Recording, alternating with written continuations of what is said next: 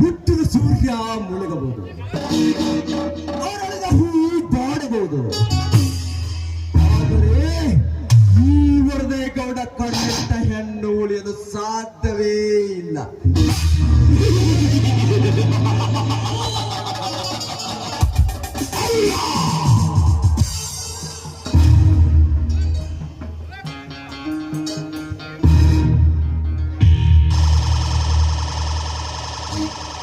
ತಿಪ್ಪ, ಈ ವರದೇಗೌಡನಿಂದಲೇ ಸಾಕು ಸುತ್ತ 10 ಹಳ್ಳಿಯ ಚಡ.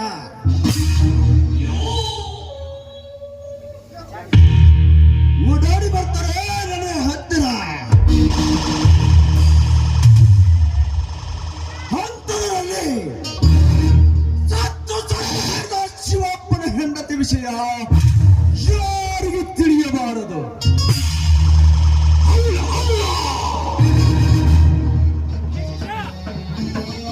ನಾನು ಅದನ್ನ ಚಿಂತೆ ಮಾಡಕತ್ತೇನ್ರಿ ಗೌಡ್ರ. ನಿಮ್ಮ ಕೈಯಿಂದ ಶೀಲ ಕಳ್ಕೊಂಡ ಆ ಶಿವಪ್ಪನ ಹೆಂಡತಿ ವಿಷಯ ಇಡೀ ನಮ್ಮ ಬಟಾಲಿಯನ್ಕ ಗೊತ್ತಾಗ್ಬಿಟ್ಟೈತ್ರಿ. ನಿಮ್ಮ ಕೈಗೆ ಶೀಲ ಕಳ್ಕೊಂಡ ಆ ಶಿವಪ್ಪನ ಹೆಂಡತಿ ಸಾವಿನ ಸುದ್ದಿ ಇಡೀ ಊರಿಗೆ ಹಬ್ಬಿ ಬಿಟ್ಟೈತ್ರಿ.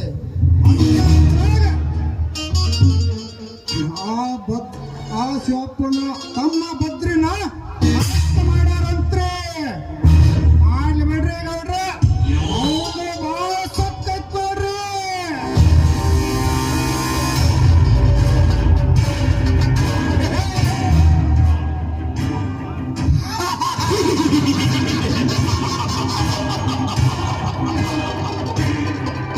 ಈ ವಿಷಯ ಯಾರಿಗೂ ಗೊತ್ತಿಲ್ಲ.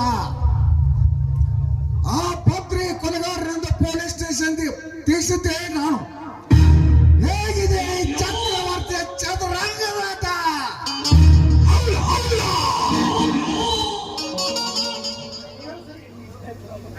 ಚಕ್ರವರ್ತಿ, ನೀನು ಹೇಳೋದು ಸತ್ಯವೇನು?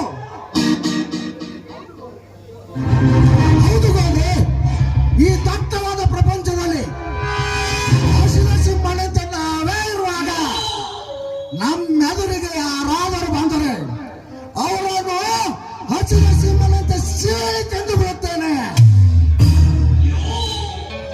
ಅಷ್ಟೊತ್ತಿನ ಗಂಟೆ ನಾವು ಸುಮ್ಮನೆ ಇತ್ತು ತಿಳ್ಕೊಂಡಿರೇನ? ಅದು ನಿಮಕಿ ಮೊದಲ ನಾವ್ರಿಗೊಂದು ಕತ್ತಿ ಕಾಣಿಸೇ ಬಿಡ್ತೇನ್ರಿ ಗೌಡ್ರ. ಪ್ರಾಣ್ಯದಿಂದ ಮಾಡುತ್ತಿರುವ ಕಾರ್ಯದಲ್ಲಿ ಅಸಾಧ್ಯವೆಂಬ ಮಾತೇ ನನ್ನೆದುರು ಸುಳಿದಿಲ್ಲ. ಹಂತದಲ್ಲಿ ಆ ಶಿವಪ್ಪನ ಹೆಂಡತಿ ಪಾರ್ವತಿ ಹಠ ಮಾಡದೆ ನನ್ನ ಮನೆ ತಣಿಸುವ ಅಂದರೆ ಹಠ ಮಾಡಿ ತನ್ನ ಪ್ರಾಣವನ್ನೇ ಕಳೆದುಕೊಂಡಳು.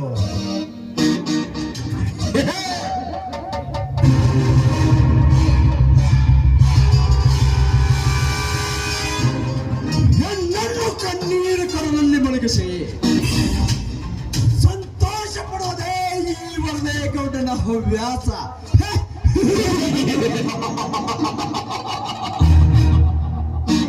ಸಾಕು, ಬಾಯಿ ಮುಚ್ಚೋ ಚಾಂಡನ. ಎಷ್ಟು ಹೆಣ್ಣು ಮಕ್ಕಳ ಶೀಲ ಹಾಳು ಮಾಡಿ ಸಾವಿಗೆ ಈಡು ಮಾಡ್ತೀಯ. ನೀನು ನನ್ನ ಅಣ್ಣ ಅಂತ ಕರೆಯೋದಕ್ಕೆ ನನಗೆ ನಾಚಿಕೆ ಆಗ್ತಾ ಇದೆ. ನೋಡು, ಇನ್ನು ಮುಂದೆ ಅದ್ರ ಕೆಟ್ಟ ಬುದ್ಧಿ ಬಿಟ್ಟು ಒಳ್ಳೆ ಮನುಷ್ಯನಾಗಿ ಬಾಳೋದನ್ನ ಕಲಿ. ಶಿಲ್ಪ, ಅಲ್ರಿ ಅವರ ಅಷ್ಟೊಂದೇ ತಲೆ ಕೆಡ್ಸೊಂದರಿ. ನಮ್ಮಂದ್ರ ಸಾಮಾನ್ಯ ಅಂತ ತಿಳ್ಕೊಂಡರ ಮತ್ತೆ. ಶಿಲ್ಪ, ನಿನಗೆ ಸಂಬಂಧ ಇರುವ ವಿಷಯ, ಇದರಲ್ಲಿ ನೀನು ಭಾಗಿಯಾಗಬೇಡ. ಹೆಣ್ಣು ಎಲ್ಲೇ ಇರಬೇಕು ಅಲ್ಲೇ ಇರಬೇಕು. ಸಂಬಂಧ ಹಾಗೆ ಹೆಣ್ಣು ಅಜ್ಞಾನವನ್ನು ಬಿಟ್ಟು ಜ್ಞಾನ ಬುದ್ಧಿಯಲ್ಲಿ ಬಂದ್ರೆ ಗಂಡಿಗಿರೋದಿಲ್ಲ ಹೆಣ್ಣಿನಷ್ಟು ಕಿಮ್ಮತ್ತು ಕಿಮ್ಮತ್ತು ಹೆಣ್ಣು ಹೊರಗಡೆ ಹೋಗ್ಬಾರ್ದು ಅಂತ ಯಾವ ಕಾನೂನಲ್ಲಾದ್ರೂ ಇದೆಯಾ? ಅಲ್ಲ, ಗಂಡಿಗೆ ಎಷ್ಟು ಕಿಮ್ಮತ್ತಿದೆಯೋ ಅಷ್ಟೇ ಕಿಮ್ಮತ್ತು ಹೆಣ್ಣುಗಿದೆ. ಅಣ್ಣ, ಈ ರೀತಿ ಹೊಲಸು ಕೆಲಸ ಮಾಡ್ತಾ ಇದೆಯಲ್ಲ, ನೀನು ನನ್ನ ಅಣ್ಣ ಅಂತ ಹೇಳ್ಕೋದಕ್ಕೆ ನನಗೆ ಅಸಹ್ಯ ಆಗ್ತಾ ಇದೆ.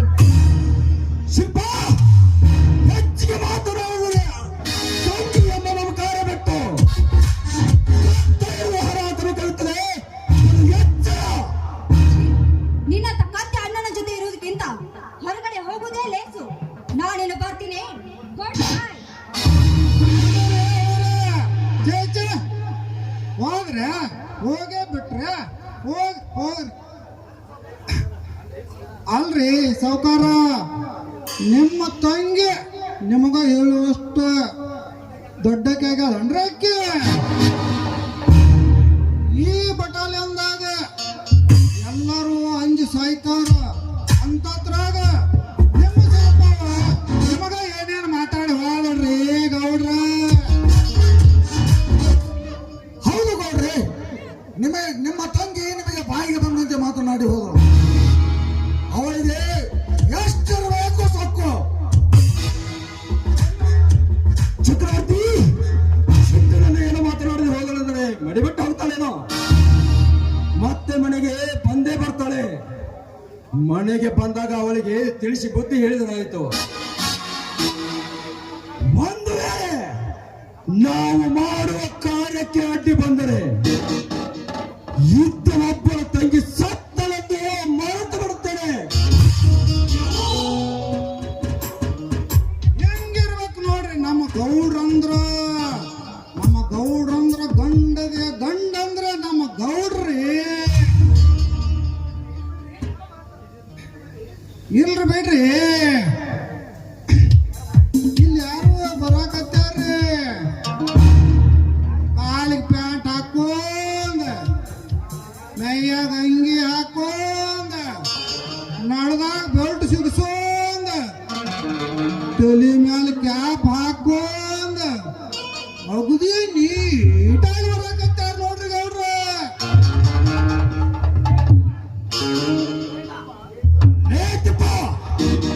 ಮೈ ಮೇಲೆ ಬಟ್ಟೆ ಹಾಕೊಳ್ಳೋದ ಬೆವಿನ ತಪ್ಪಲ ಸುತ್ಕೋತಾರಲ್ರಿ ಕತ್ತೆ.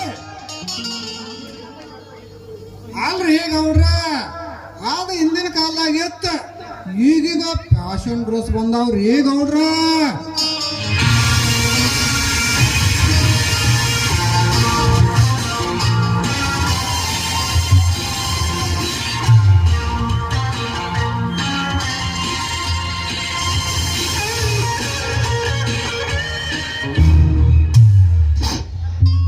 ಈ ಊರಿನಲ್ಲಿ ವರದೇಗೌಡ ಅಂದ್ರೆ ನೀನೇ ಏನು?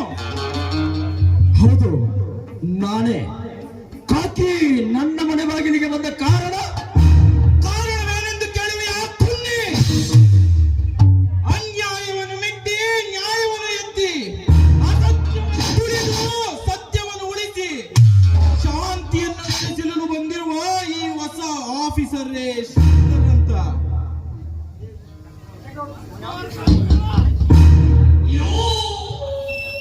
ಶಾಂತಿಯನ್ನು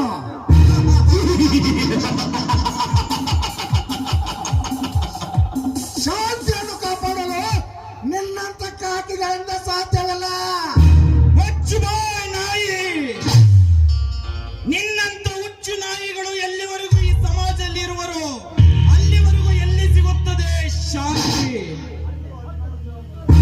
10-15 ಜನಗಳನ್ನು ಬೆನ್ನ ಹಿಂದೆ ಕಟ್ಟಿಕೊಂಡು ಬಂದು ಯುದ್ಧಕ್ಕೆ ಬರುವುದು ನಿನ್ನಂತ ಹೇಡಿಯ ಲಕ್ಷಣ. ರಣರಂಗದಲ್ಲಿ ಯುದ್ಧಕ್ಕೆ ಏಕಾಂಗಿ ನುಗ್ಗುವುದು ನನ್ನಂತ ಗಂಡೆದೆಯ ಗುಂಡೆಗೆ ಇರುವ ಗಂಡಸಿನ ಲಕ್ಷಣ. ನಿನಗೇನು ಗೊತ್ತು ಈ ಕಾಕಿಯ ಕಿಮ್ಮತ್ತು? ಹೇ ಚಕ್ರವರ್ತಿ, ಈ PSI ಸ್ನೇಹ ಮಾಡಿದ್ರೆ ಪ್ರಾಣನೇ ಕೊಡ್ತಾನೆ. ಅದೇ ಇವನ್ ದುಶ್ಮನೆ ಕಟ್ಕೊಂಡ್ರೆ ನಿನ್ನ ರುಂಡವನ್ನು ಚೆಂಡೋಡಿ ಅವನ ಚೆಂಡಿಗೆ ಅರ್ಪಿಸುತ್ತೇನೆ. ಏ ವರದೇಗೌಡ, ನೀನು ನನ್ನ ಉಗುರನ್ನು ನುಂಗಕ್ ಬಂದ್ರೆ ನಾನು ನಿನ್ನ ಬೆಟ್ಟನ್ನೇ ನುಂಗ್ತೀನಿ. ನೀನು ಒಂದು ವೇಳೆ ನನ್ನ ಬೆಟ್ಟನ್ನು ನುಂಗಕ್ ಬಂದ್ರೆ ನಾನು ನಿನ್ನ ಕೈಯನ್ನೇ ನುಂಗಾಕ್ತೀನಿ. ಒಂದು ವೇಳೆ ನೀನು ನನ್ನ ಕೈಯನ್ನೇ ನುಂಗಾಕಕ್ ಬಂದ್ರೆ ನಿನ್ನನ್ನೇ ನುಂಗಾಕಿ ಬೆಟಾಲಿಯನ್ ಗೇಟಿಗೆ ನೇತಾಕಿ ಬಿಡ್ತೀನಿ. ಈ This is my first and last warning.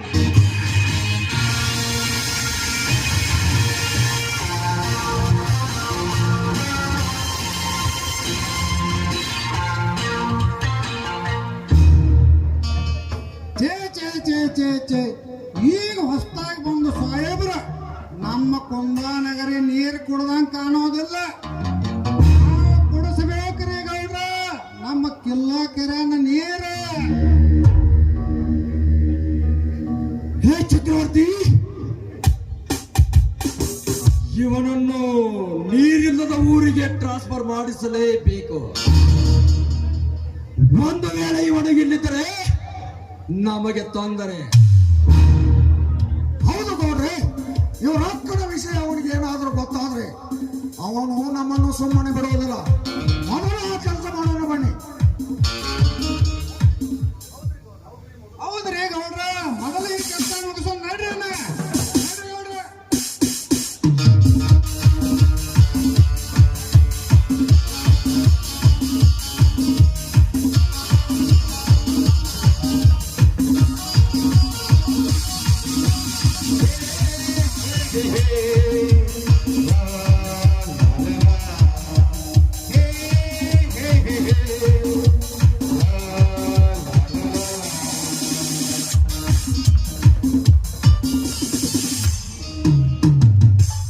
ಕಂಡ್ರ ಕನಸುಗಳೆಲ್ಲ ನನ್ನ ಕಣ್ಣ ಮುಂದೆ ಕರಗ್ತಾ ಇದೆ. ಇದನ್ನೆಲ್ಲ ನೋಡಿ ನನ್ನ ಮನಸ್ಸು ತುಂಬಾನೇ ಮರುಗುತ್ತಿದೆ. ದುಷ್ಟ ನನ್ನ ಜೊತೆ ಬರಬಾರ್ದು ಅಂತ ಮನೆ ಬಿಟ್ಟು ಆಚೆ ಬಂದೆ. ಆದರೆ ಈ ಪ್ರಪಂಚದಲ್ಲಿ ಎಲ್ಲರೂ ದುಷ್ಟರೇ ತುಂಬಿಕೊಂಡಿದ್ದಾರೆ. ಅಂತ ದುಷ್ಟರನ್ನು ಸಾಧ್ಯ ಪಡಬೇಕಾದ್ರೆ ನಾನೊಂದು ಉಪಾಯ ಹುಡುಕಲೇಬೇಕು.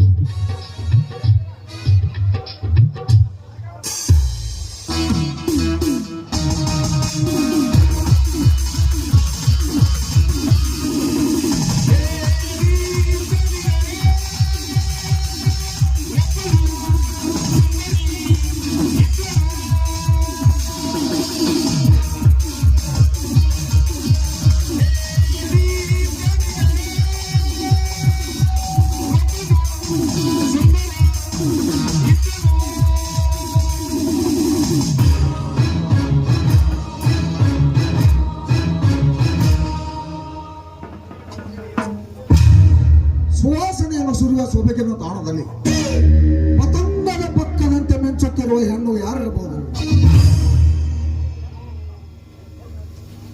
ಓಹೋ, ಅವತ್ತು ನನ್ನನ್ನು ತಿರಸ್ಕರಿಸಿ ಹೋದ ಹೆಣ್ಣು ಇವತ್ತು ಈ ಕಾಡುದಾರಿಯಲ್ಲಿ ಒಬ್ಬಂಟಿಯಾಗಿ ಸಿಕ್ಕಿದ್ದಾಳೆ. ಇವತ್ತು ಅವಳನ್ನು ಹೇಗಾದರೂ ಮಾಡಿ ನನ್ನವಳನ್ನಾಗಿ ಮಾಡಿಕೊಳ್ಳಲೇಬೇಕು. ಹಾಯ್ ಶಿಲ್ಪ, ಅವರು ಯಾರು? ಓಹೋ, ಚಕ್ರವರ್ತಿ. ಹೌದು ಶಿಲ್ಪ, ಒಬ್ಬಂಟಿಯಾಗಿ ನಿಂತು ಏನು ಯೋಚಿಸಿದ್ರೆ ಮನೆ ಬಿಟ್ಟು ಬಂದೆ ಎಂದು ಯೋಚಿಸಿದ್ರೆ ಇವಾಗಲಾದರೂ ನಾನು ಹೇಳ್ತೇನೆ, ನಾನು ನಿನ್ನನ್ನು ತುಂಬಾ ಪ್ರೀತಿಸ್ತೇನೆ. ಇವಾಗಲಾದರೂ ನನ್ನ ಜೊತೆ ಸುಖ ಸಂತೋಷದಿಂದ ಜೀವನ ಸಾಗಿಸಿ. ನನಗೆ ಇರುವುದು ಒಂದೇ ದಾರಿ. ಇವನನ್ನು ಪ್ರೀತಿಸಿದ ಹಾಗೆ ನಾಟಕ ಮಾಡಿ ನನ್ನ ಕಾರ್ಯವನ್ನು ನಾನು ಸಾಧಿಸಲೇಬೇಕು. ಏನು ಯೋಚಿಸುತ್ತೇವೆ ಶಿಲ್ಪ? ಏನಿಲ್ಲ, ನಿಜವಾಗ್ಲೂ ನೀವು ನನ್ನನ್ನ ಪ್ರೀತಿಸ್ತಾ ಇದ್ದೀರಾ? ಖಂಡಿತವಾಗ್ಲೂ ಪ್ರೀತಿಸ್ತೇನೆ. ಅದಕ್ಕೂ ಮುಂಚೆ ನೀವು ನನಗೊಂದು ಮಾತು ಕೊಡ್ಬೇಕು. ಧಾರಾಳವಾಗಿ. ಯಾವುದೇ ಕಾರಣಕ್ಕೂ ನೀವು ನನ್ನ ಕೈ ಬಿಡಬಾರ್ದು. ಖಂಡಿತವಾಗ್ಲೂ ನಿನ್ನನ್ನು ಪ್ರೀತಿಸ್ತೇನೆ. I love you Raja, I love you. I love you Shilpa, I love you. ಈ ಸಂತೋಷದ ಸಮಯದಲ್ಲಿ ಒಂದು ಹಾಡನ್ನು ಹಾಡಬಾರದೆ? ಹಾಗಾದ್ರೆ ಬನ್ನಿ. ಓ ಪ್ರೀತಿಯೇ, I love you. ಓ ಪ್ರೀತಿಯೇ, I love you.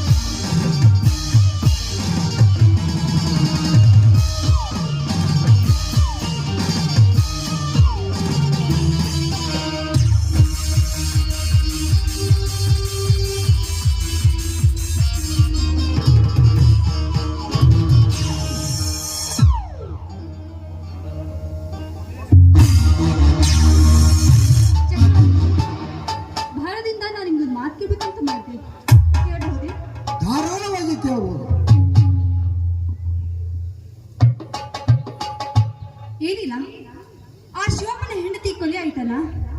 ಅದಕ್ಕೆ ಅವಳ ಸಾಯೋದಕ್ಕೆ ಕಾರಣ ಏನು ಅಂತ ಕೇಳ್ಬಹುದೇ? ಒಂದು ದೊಡ್ಡ ಕತೆ. ನಿಮ್ಮ ಅಣ್ಣನಿಗೆ ಮೊದಲಿನಿಂದಲೂ ಅವಳ ಮೇಲೆ ಒಂದು ಕಣ್ಣಿತ್ತು. ಆದರೆ ಅವಳಿಗೆ ಒಪ್ಪಿಗೆ ಇರಲಿಲ್ಲ. ಆದರೂ ನಿಮ್ಮ ಅಣ್ಣ ಅವಳ ಮೇಲೆ ಒಪ್ಪಳೇ ಬರುವುದನ್ನು ನೋಡ್ತಾ ಕುಂತಿದ್ದ. ದೇವರ ಗುಡಿಗೆ ಅಂತ ಒಂದು ದಿವಸ ಅವಳು ಒಪ್ಪಳೇ ಬಂದರು. ಅದನ್ನು ಕಂಡು ನಿಮ್ಮ ಅಣ್ಣ ಅವಳ ಮೇಲೆ ಬಲಾತ್ಕಾರ ಮಾಡಲು ನೋಡಿದ.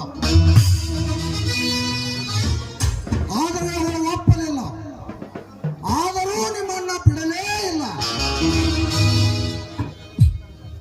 ಅವಳ ಮೇಲೆ ಬಲಾತ್ಕಾರ ಮಾಡಿಯೇ ಬಿಟ್ಟ.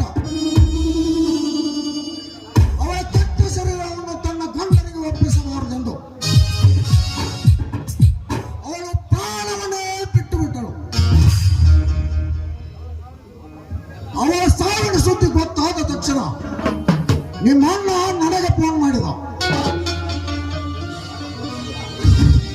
ಆವಾಗ ನಾನು ಪೊಲೀಸ್ ಸ್ಟೇಷನ್ಗೆ ಫೋನ್ ಮಾಡಿ ಆ ಪತ್ರಿಯ ಮೇಲೆ ಕೊಲೆ ಆರೋಪ ಹೊರಿಸಿ ಅವನನ್ನು ಜೈಲಿಗೆ ಇಟ್ಟುಬಿಟ್ಟೆ. ಸ್ವಲ್ಪ ಆ ವಿಷಯ ನಿನಗೇಕೆ? ಯಾಕಿಲ್ಲ, ಸುಮ್ಮನೆ ಹಾಗೆ ಕೇಳಿದೆ ಅಷ್ಟೇ. ನೋಡು ಸ್ವಲ್ಪ, ಈ ವಿಷಯ ನಿಮ್ಮ ಅಣ್ಣನಿಗೆ ನನಗೆ ಬಿಟ್ಟು ಬೇರೆ ಯಾರಿಗೂ ಗೊತ್ತಿಲ್ಲ.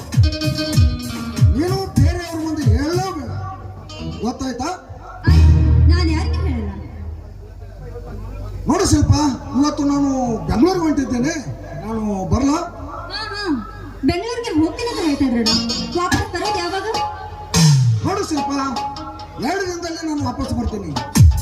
ಬರ್ಲಾ?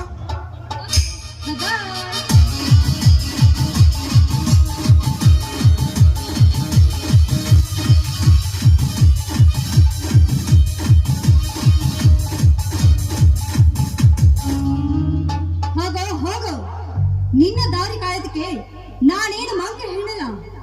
ನನಗೆ ಸಿಗಬೇಕಾದ ವ್ಯವಸ್ಥೆ ಎಲ್ಲವೂ ಸಿಕ್ಕಾಗಿದೆ. ಇನ್ನು ಮುಂದೆ ನೋಡ್ತಾ ಇರು, ನಿನ್ನ ಗತಿ ಏನಾಗ